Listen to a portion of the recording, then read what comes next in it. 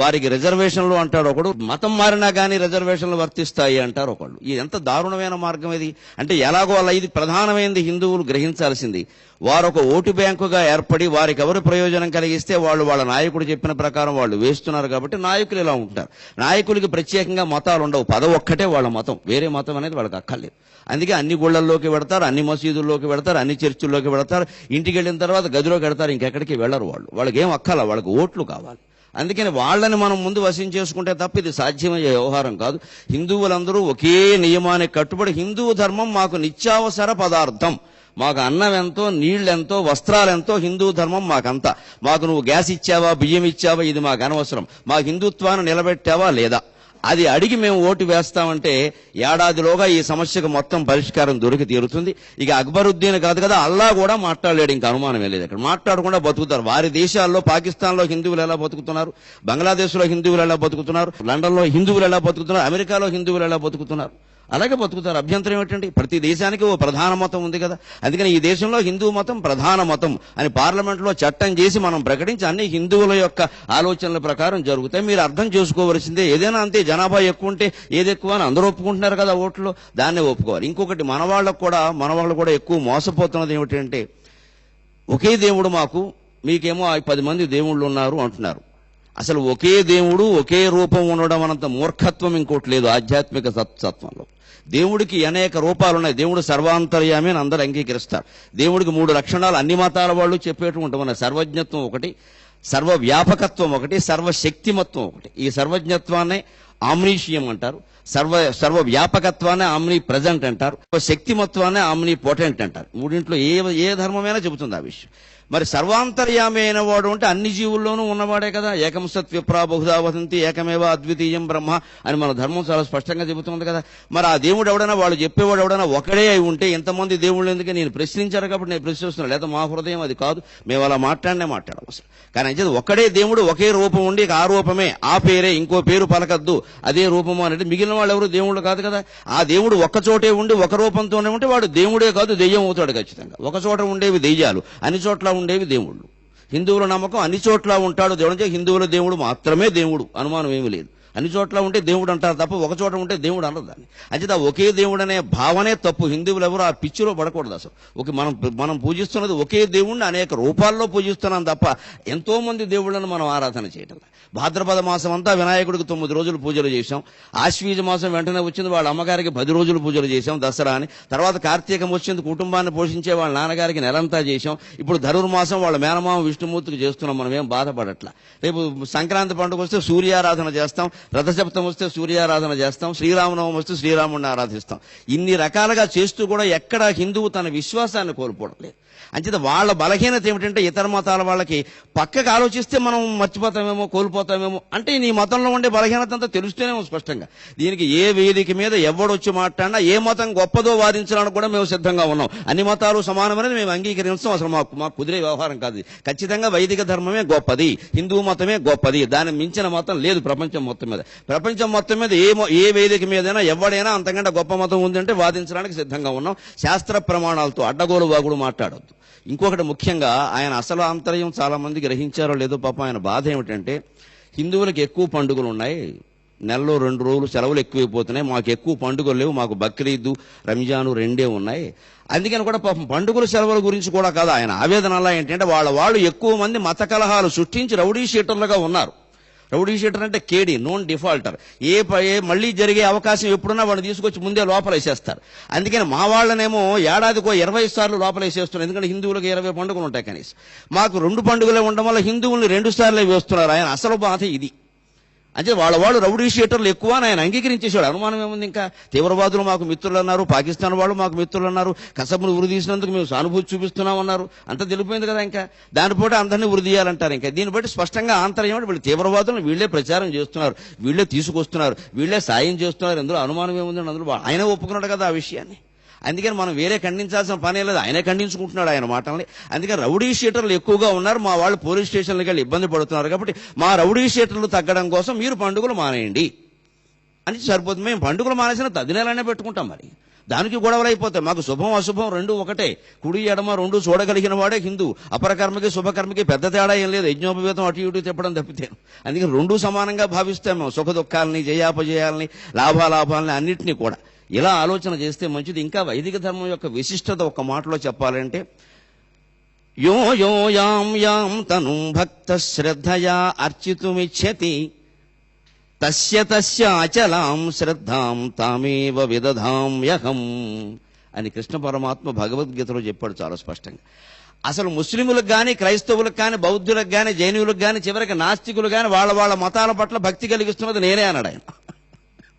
వాళ్ళ ఆలోచన విధానం, వాళ్ళ ఆరాధన పట్ల శ్రద్ధ కలిగిస్తున్నది యో యో యాం యాం తను భక్త శ్రద్ధయా అర్చితు మెచ్చిది.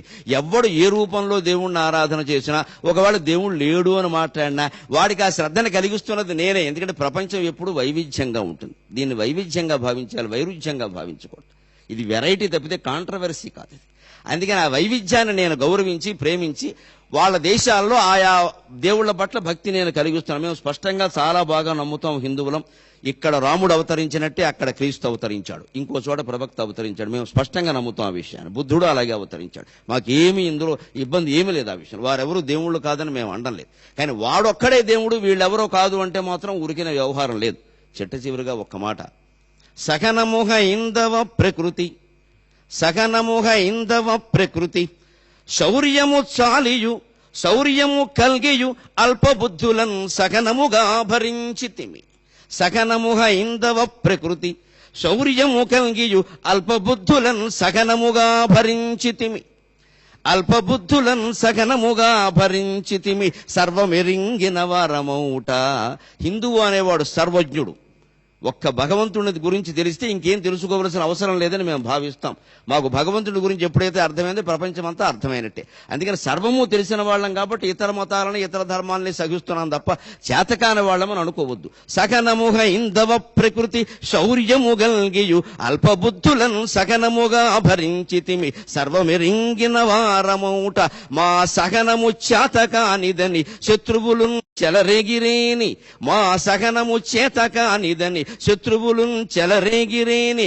మాకు హననమొక్కటే పదము. సహనాన్ని హననంగా మార్చొద్దు దయచేసి.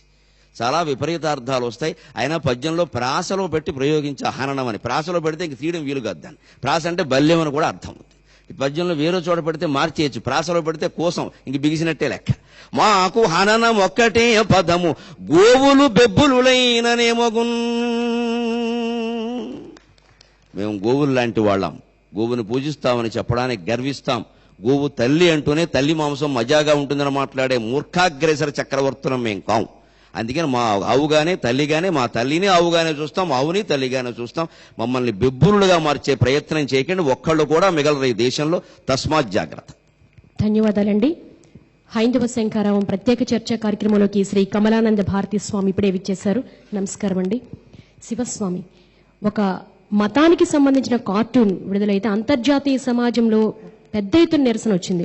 కానీ ఒక హైందవం మీద, ఒక మతం మీద ఇంకొక మతం దాడి చేసినప్పుడు, ఇటువంటి అనుచిత వ్యాఖ్యలు చేసినప్పుడు, హిందూ దేవీ దేవతలను అత్యంత చులకనతో హేయంగా మాట్లాడితే మరి ఆ స్థాయిలో ఎందుకు నిరసన రావటం లేదు? అసలు మన హైందవ ధర్మం ఇతర మతాల పట్ల ఎటువంటి వైఖరి కలిగి ఉంటుంది? సనాతన భారతీయ హైందవ సంస్కృతి, ఈ సంస్కృతిలో ఇందాక పరిపూర్ణానంద స్వామి చెప్పినట్లుగా ప్రతి అణువు కూడా భగవంతుని తత్వాన్ని మనం చూస్తాం. దానిలో చెట్టుని, పుట్టని, నింగిని, నేలని, ఆకాశాన్ని, సమస్త జీవరాశిని కూడా భగవంతు తత్వాన్ని చూస్తుంది హైందవ సంస్కృతి. ఈ సంస్కృతి విశ్వవ్యాప్తము కూడా తన ధర్మాన్ని ప్రకటించుకుంది. మూలం మాత్రము ఈ సంస్కృతే. ఈ మూల సంస్కృతి మీదే ఇతర ధర్మాల వాళ్ళు తమ సంబంధించిన అనేక రకాల ఆకాశ అన్మాల లాంటివి నిర్మించుకున్నారు. ప్రధానంగా హిందువు ఓంకారాన్ని మూలమంత్రంగా స్వీకరిస్తాడు, పునర్జన్మ సిద్ధాంతాన్ని విశ్వసిస్తాడు, సదాచారాన్ని పాటిస్తాడు, విగ్రహారాధన చేస్తాడు. అతనే హిందువు. అయితే వందే మాత్రం అనే పదానికి మాట్లాడదాకా ఒకప్పుడు ఎలా ఇబ్బంది కలిగిందో, ఈ రోజున హిందూ అనే శబ్దము అంత ఇబ్బందిలో పడింది. పరాయి దేశం యొక్క పాలనలో స్వదేశము ఎంత ఇబ్బంది పడిందో, ఈ రోజున పరాయి మతం వలన హిందూ ధర్మం అంత ఇబ్బందిలో ఉంది. ఇక దేవీ దేవతల చిత్రాలని వారు టాయిలెట్స్ మీద, అలాగే బూట్ పాలిష్ డబ్బాల మీద, డ్రాయర్స్ మీద, కడ్రాయర్స్ మీద, అట్లా అనేక రకాలుగా వాళ్ళు చిత్రీకరించుకుని ఒక హెచ్చరికని మనకు పంపించినట్లుగా వారు భావించారు. కానీ మన మతాన్ని చూసి వాళ్ళు భయపడుతున్నారు అసలు. ఎందుకంటే ఎప్పటికైనా సజీవంగా నిలిచేది హిందూ ధర్మమే, హిందూ మతమే. ఈ మతం గనక విశ్వవ్యాప్తం అయితే గనక ఏ మతాలు నిలవు. కాబట్టి ఎలాగైనా సరే ఆ దేవీ దేవతని అవహేళన చేస్తే బాగుంటుంది అనే విధంతో వారు వెళ్ళారు. కానీ అదెక్కడ ఆ విషయం పారలేదండి. ఇక ఇప్పుడు చెప్పుకున్నట్లుగా అక్బర్ ఓవైసీ గారు మాట్లాడినట్టుగా నేను ఇవాళ పేపర్లో చూడడం జరిగిందండి. దాంట్లో గో విషయంలో ప్రస్తావన చేశారు. ఎందుకంటే మన గో సంరక్షణ గురించి మేము పెద్ద కార్యక్రమం చేశాం. మేము కనుక గోవును తినకపోతే ఈ దేశం పచ్చగా ఉండదు అని స్పష్టంగా రాశారు. స్వతంత్రం వచ్చినప్పుడు 48 కోట్ల పశు సంపద భారతదేశంలో ఉంది. ఈ రోజున ఆ పశు సంపద 6 కోట్లకు పడిపోయింది. మరి స్వతంత్రం వచ్చే సమయానికి మీరు ఎంతమంది ఉన్నారు, ఇన్ని కోట్ల మంది ఎలా పెరిగారు? కావున ఇది చాలా వెనక్కి తీసుకోవాల్సిన నిర్ణయం అండి. ఆయన గో సంరక్షణ భారతదేశ సంరక్షణ గరికపాడు వారు చెప్పారు, కాదు విశ్వానికే సంరక్షణ. ఎందుకంటే భారతదేశం విశ్వంలోని శాంతిని సౌభాగ్యాన్ని కాంక్షిస్తుంది. అటువంటి గో సంరక్షణ ఎక్కడ జరుగుతుంది, పర్యావరణ పరిరక్షణకు అది మూలమవుతుందని చెప్పేసి మనకు తెలియపరుస్తుంది. గోవు ఎక్కడ మేత మేస్తూ ఉంటుందో అది సౌభాగ్యం ఉంటుందో ఆ ఇంట్లో అని కూడా మనం స్పష్టంగా చెప్పడం జరిగింది.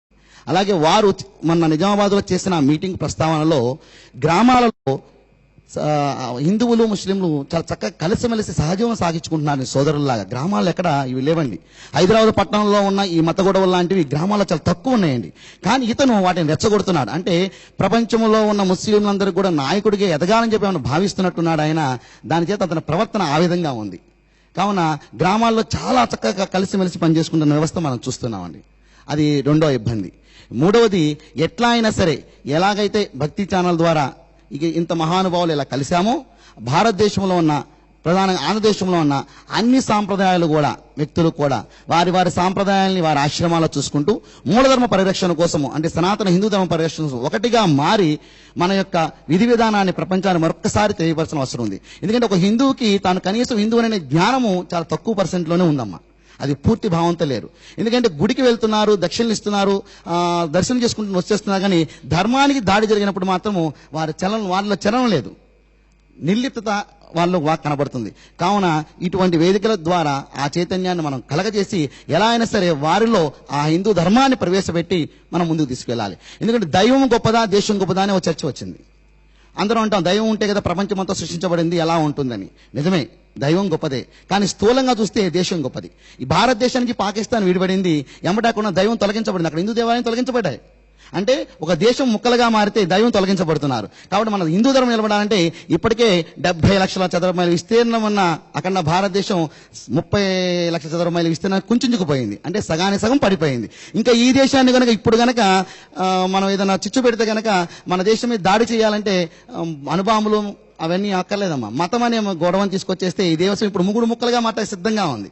పరాయి దేశస్తుడు ఆఖరికి మన బోర్డర్ వరకు హైవే రోడ్లు వేసుకుని సిద్ధంగా ఉన్నాడు. ఒక 2 గంటలు చాలు పరాయి దేశస్తుడు భారతదేశాన్ని జయించాలంటే ప్రమాద హెచ్చరికలు ప్రతి డిపార్ట్మెంట్కి అందుతున్నాయి. ఒక చైనా వాడు ఈరోజు దేశాన్ని జయించాలంటే 2 గంటలు చాలనే పరిస్థితిలో ఉంది. అటువంటి పరిస్థితిలో ఉన్నప్పుడు ఈ యొక్క దైవభక్తితో పాటు ప్రతి ఒక్కళ్ళు కూడా దేశభక్తిని హృదయంలో పాదుకొల్పినట్లయితే కనుక ఇలాంటి విమర్శ వచ్చినప్పుడు సంఘటితంగా మనం ఎదుర్కోవడానికి బాగుంటుంది. అటువంటి స్థితికి మనందరం వెళ్ళాలని నా భావన. నాకు కాకుండా ఈ భూమిలో ఏం మిగిలింది కనుక నీవు భారతదేశానికి 1000 ఏళ్లు క్లెయిమ్ చేసుకుంటే, మేము కృతయుగం నుంచి క్లెయిమ్ చేసుకుంటే ఈ ప్రపంచం నాది, ఖాళీ చేసి పో, కావాలంటే తాజ్మహల్ తీసుకుని